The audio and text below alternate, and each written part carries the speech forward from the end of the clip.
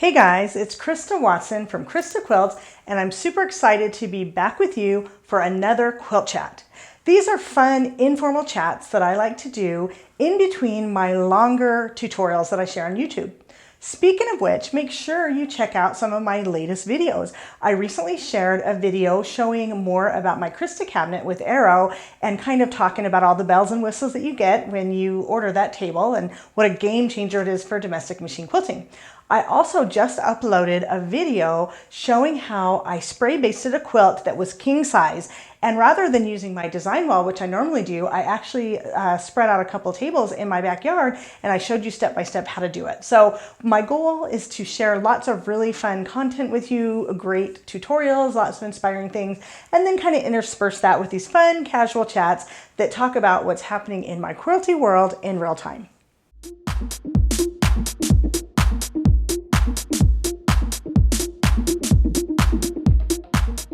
It's mid-February and I am knee-deep in QuiltCon preparation. This year, 2023, QuiltCon is going to take place in Atlanta, Georgia, and I couldn't be more excited.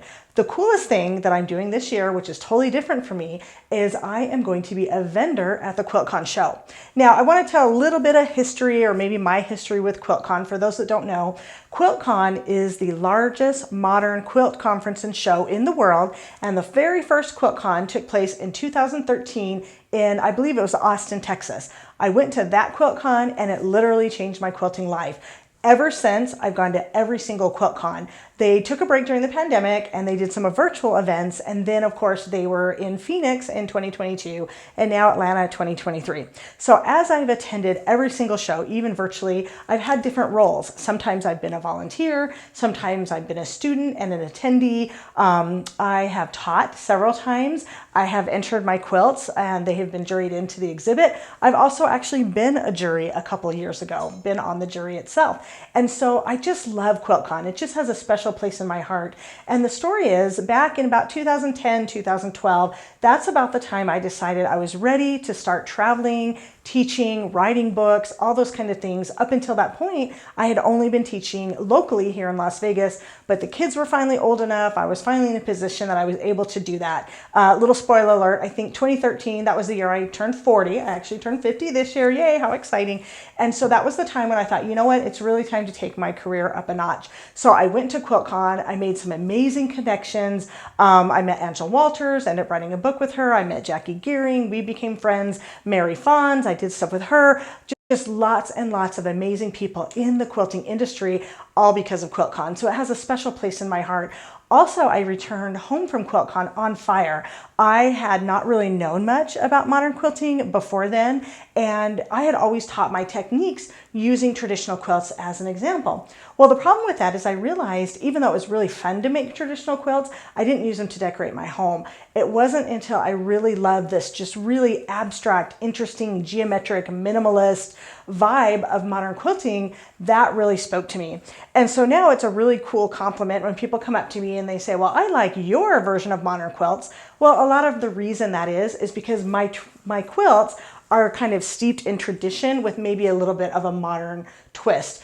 So I've heard of QuiltCon kind of being referred to as a scale. You can have super modern quilts, you can have super traditional quilts, and somewhere in between, for me, it's just clean lines, linear, geometric, a little asymmetrical, a little bit wonky, kind of how I am, and I just love it. And so I've never met a modern quilt I didn't like. And so not only am I excited to go to QuiltCon and just reconnect with everybody that's there, I'm so excited to see the quilts because I consider myself a student of modern design. I'm always learning, trying to push the envelope. And really one of the main reasons I'm excited to be a vendor this year is that it gives me an excuse to just hang out the whole weekend. I'm going to be planted right in my booth. It's going to be number 2508 for anybody that sees this before and wants to meet up with me at QuiltCon. And I'm just going to hang out with everybody. Of course, I'm going to have my books for sale, my threads for sale, my notions, patterns, fabrics, all that kind of Christa quilt stuff. I'm going to have it there with me in person, but I'm really excited just to talk with people. So if you're going to be there, come up and talk to me and ask me questions. Let's talk machine quilting.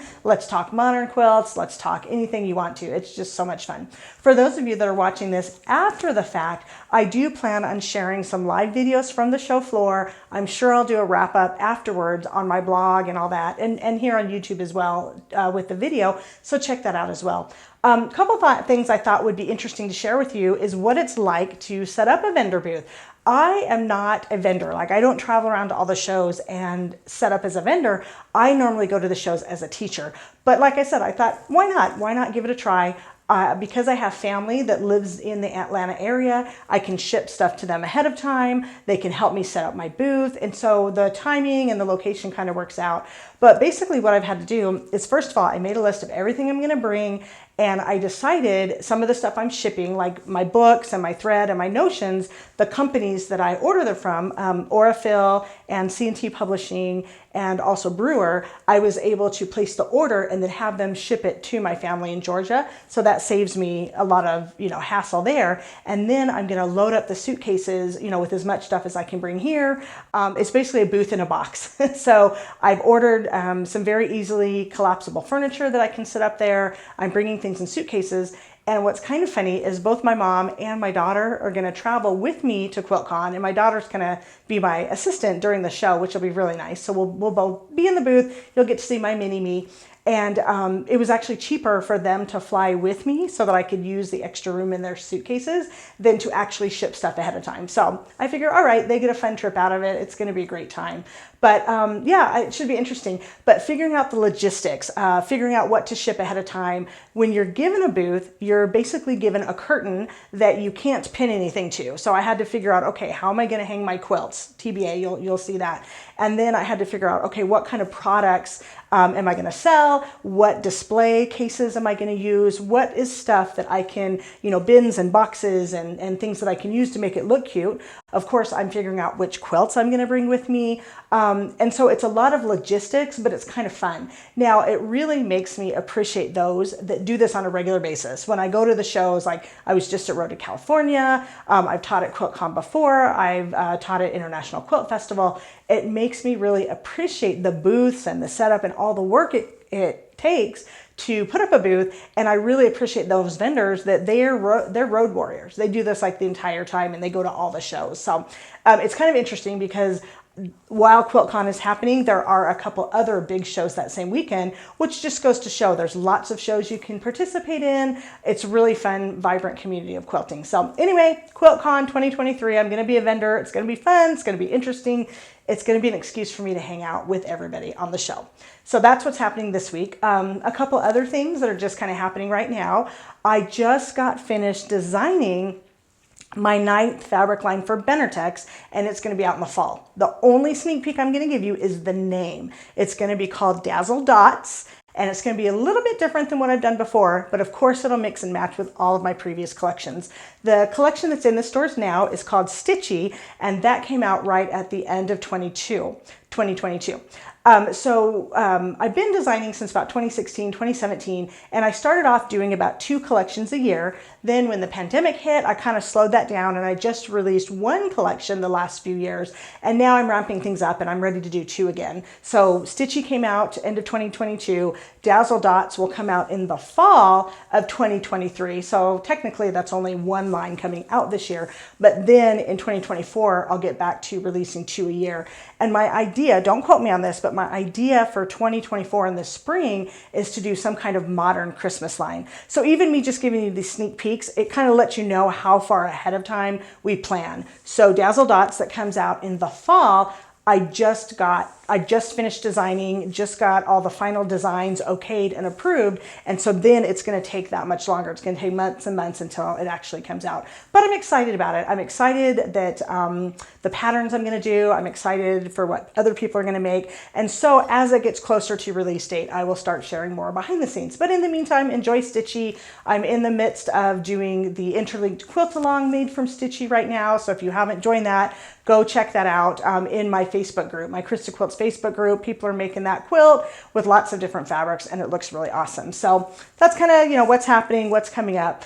In some personal news, I've decided to make a good change. I'm going to focus a little bit on my health in 2023, which I know everybody does. And a friend of mine has put together a support group, just kind of small for right now. She may expand it if she does. I'll talk more about it. But some fellow designers are kind of getting together, and we've got this little accountability group. Very, very simple. We each make 1 or 2 goals, and for about 6 weeks, we are just going to focus on our goals, and then we're going to check in with each other every week. We're going to, you know, if our goal is to exercise 5 times a week, we're going to check in and we're going to check off a box. Okay, I made my goal. So for me, 2 very simple goals. I am going to move 5 days a week. Move my body for 20 minutes. That could be running, it could be walking, it could be stretching or yoga, Pilates, anything like that. So 5 days a week, I'm going to make sure I get 20 minutes of movement. And then every day, I'm going to make sure I eat my fruits and veggies because I sure love them. So rather than focusing on a number or specific, you know, things like what I want to look like, how I want to feel, I'm really focusing on just 2 healthy habits, moving my body, eating my fruits and veggies. And so hopefully that'll work out and give me more stamina. The one thing I realized as I'm starting up on my full travel schedule again, it's a lot of work to heft around those 50-pound suitcases, to set up a classroom, to set up a vendor booth, to be on your feet 8 hours a day. I love it, it's fun, it's exhilarating, but it requires a lot of energy. So I figured, okay, if I can really focus on some healthy habits for this year, that's gonna give me the energy and the stamina that I need. So anyway, these chats are kind of more like stream of consciousness. What's happening is if you and I were chatting together, but I thought you would enjoy just a little peek into my quilty world, and let me know what you're working on. Let me know how you're doing. Let me know if you like these videos. I'll keep up with them, and also stay tuned for more kind of polished tutorials. We'll have the polished tutorials, we'll have the informal chats, and I just want to be your cheerleader, have fun in quilting, make friends, be inspired. So until next time, happy quilting.